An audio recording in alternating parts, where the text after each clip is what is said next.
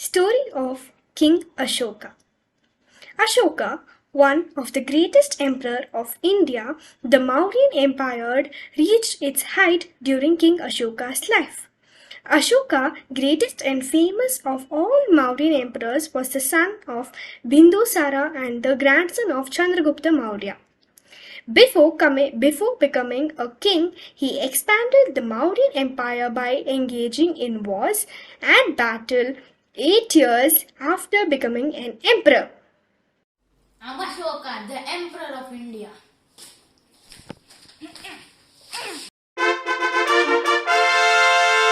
Good morning to you, great King Ashoka. We have sent many warnings and messages to Kalinga, but they are not accepting to surrender.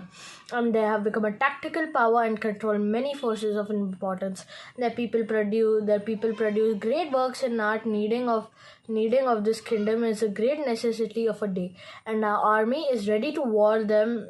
We have all good weapons and a strong army. We all are ready for your command. Well, indeed, this is a good idea. No, let's stop this madness. What are we trying to achieve by all of this? No, my dear King Ashoka, I am saying that wage a war against anyone. Wars are just injury and pain. Victory in a war causes sadness and misery. Please understand and stop the war. What are you trying to tell us that we should not wage a war against Kalinga? No, my dear King Ashoka, I am saying that wage a war against anyone. Wars are just injury and pain. Victory in a war creates sadness and misery. Please understand and stop the war. I am a king, not a coward.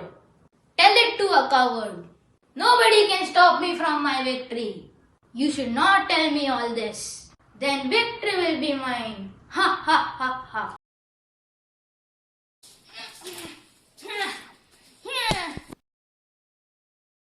8 years after I became a king and captured Kalinga, about 1 lakh people were captured and about 1 lakh people were killed. This filled me with sorrow.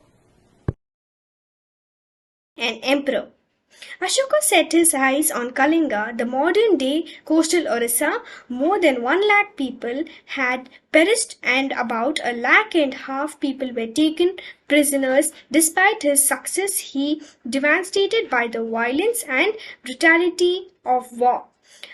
After seeing the destruction, he converted to Buddhism and started teaching Buddhist values like respect for each other, tolerance to his people. However, as a particular ruler, he did not allow slavery and death penalty. To build an empire whose people are united, their knowledge of Dhamma and its values, he put up edicts throughout his empire. These edicts urged the citizens to act morally and to take responsibility for their actions. To spread the message, edicts and inscriptions were scattered all over the empire walls.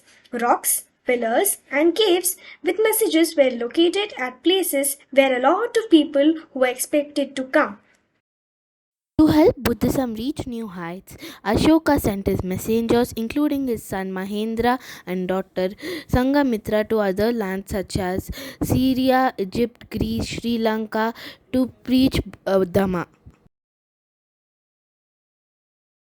My beloved people of this great empire, I am Sanghamitra, daughter of Emperor Ashoka of the Mauryan dynasty. I encourage all of you to follow Emperor Ashoka's new way of living, Dharma, which means we all live in harmony. We all have to stop cheating, lying and being violent so that there is no bloodshed. Let's follow Buddhism, a peaceful religion where we all are equal. I, along with my brother Mahendra, went to many places such as Syria, Egypt, Greece and Sri Lanka to preach Dharma. Come follow Buddhism. It is a peaceful way of life. I am Mahendra, Ashoka's son. Come follow Buddhism. It is a peaceful way of life. Ashoka ruled almost 40 years after the Kalinga War.